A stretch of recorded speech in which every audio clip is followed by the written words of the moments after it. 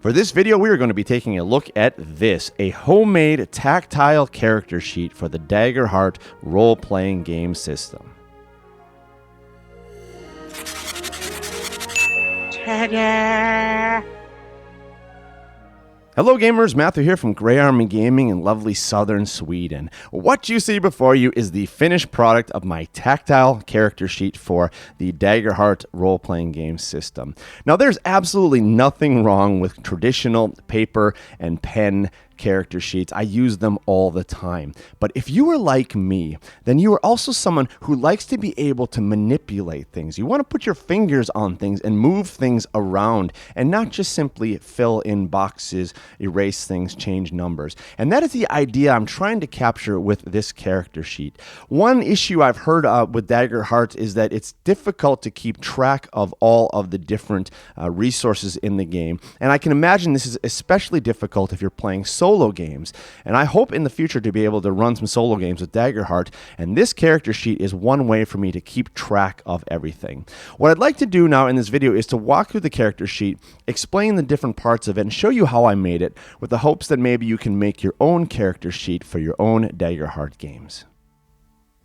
In constructing this tactile character sheet, I have tried to include everything that I think I will need in my own gameplay. I may have missed some things. There may be better ways to set this up. I would love to hear your feedback in the comments if you have some ideas for how to improve this. Things I shouldn't have, things I should include, so on and so forth. So please leave a comment below as we walk through the character sheet. To begin, I needed a big piece of black plastic, and this is what I found from a binder. There's two sides to a binder, obviously. I cut one of them off, and it is the perfect size now to include all of the elements for the character sheet. Let's start off with the top row here. What you see is a bunch of different holders of sorts, containers. And all these are is bases for wargaming that I flipped over and glued down. So we have a 20mm base that I've used for my figurines, and we have a 25mm base. And what we're going to do now is we're going to add our dice and our tokens up here, and we're going to add our letters down here for our characteristics for our character. So let's begin by filling in this bottom row here. And what I have are these kind of Scrabble-like tiles that fit perfectly into 25mm bases. And what we can do now is we can lay out our different characteristics for Daggerheart, but you notice that we can use any letter we want in any order. So we could use this for any system that has 6 characteristics. Dungeons and Dragons would also work well. So let's go ahead and fill these in. We'll just add our tiles in here. We start with our agility, our strength. We add our finesse here, put instinct there, put our presence there, and finally, knowledge. So with that finished, let's go ahead and now fill in our 20mm bases, and we are going to be using the example character on page 22 of the Daggerheart rulebook. So let's fill in our character sheet like this. We will use these glass beads to represent 0. We will add a red die here with the number 1 to represent -1. Blue dice will be positive. So here will be a +1, a +2, a +1, and another 0. So here are our characteristics. Agility is 0, we have strength -1, finesse +1, instinct +2, presence +1, and knowledge is 0. What I love about this is that these dice fit perfectly into the 20mm base, so they are going to stay put when you are playing your game. If we continue in the upper right corner here now, this will be our level. And I have a little piece of from my plastic bits. It's a tassel, and that represents sort of development and growing. We will go ahead and add a different color D6 up there for our level 1. If we continue here to the left now, this little symbol, some wings, this is the symbol that I'm using for evasion. And we'll go ahead and use a D20 and place that in here for our sorcerer, and we have an evasion of 10. Now the D20s also fit very nicely into these 20mm bases.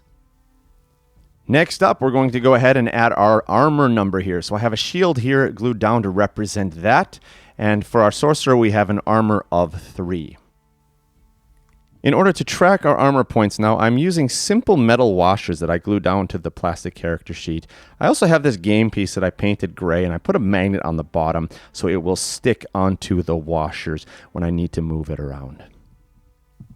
So here's how the tracking system looks when it's on the character sheet. I went ahead and put 12 washers down to mirror the 12 points that they give you on the character sheet. As you can see, I painted them gray here. I love this system now. I can set my piece down and it's magnetized so it'll stay in place, but I can also very easily move it if I lose armor or if I gain armor. When we continue to the right, we come to weapon proficiency, and I've shown this by gluing down a weapon from my bits box. Here we have the same 20mm base that is flipped over, and that is perfect for our D6, and we have a weapon proficiency of 1.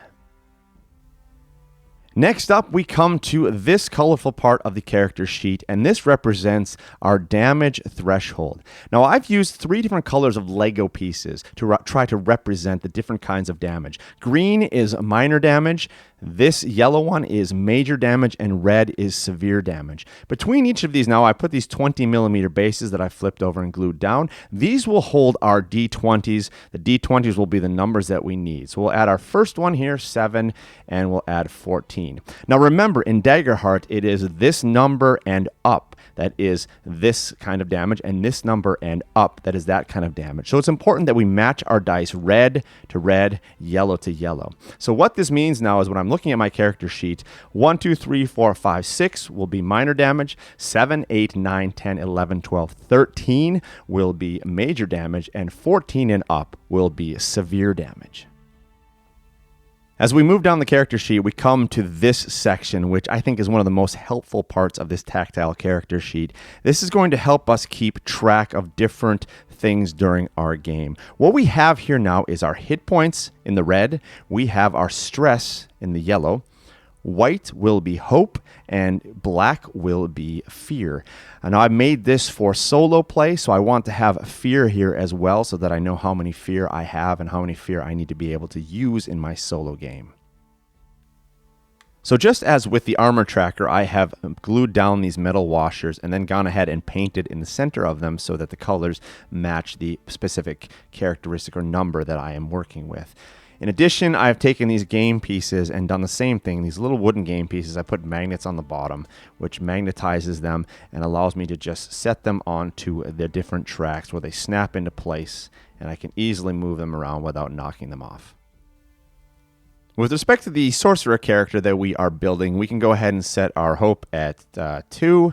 We'll set our fear at 2, and then we will add our hit points to 6, and we will also have our stress at 6.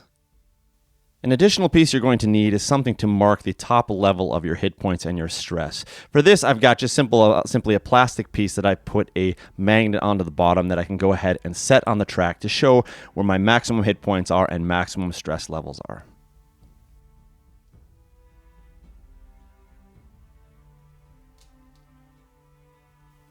So there we go, we have our levels marked off. So now as we lose hit points or as we suffer stress, we can continue to move our game piece over here. When we rest and recover, we can then hop directly back over to wherever we need without exceeding the level that we have for our character.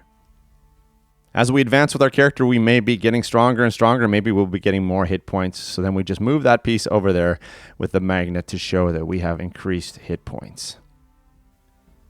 On the bottom of the character sheet, I have included another base, a round one this time, with a metal washer underneath. And this was a great place for you to have storage of your magnets. Maybe you have pieces you want to keep on there. It's a great way for you not to lose your pieces. These magnets are going to be important because we're going to be using these for our notes. It's still nice to be able to write something on your character sheet, so I've left this area in the bottom for note cards that you can add, so you can have different notes on them. If you need a big note card like this one, or maybe you need a smaller note card like this one, you can just add it to the bottom of the character sheet. And we'll go ahead and now put some magnets on it, one magnet on the top and one magnet underneath the character sheet to just hold the note card in place.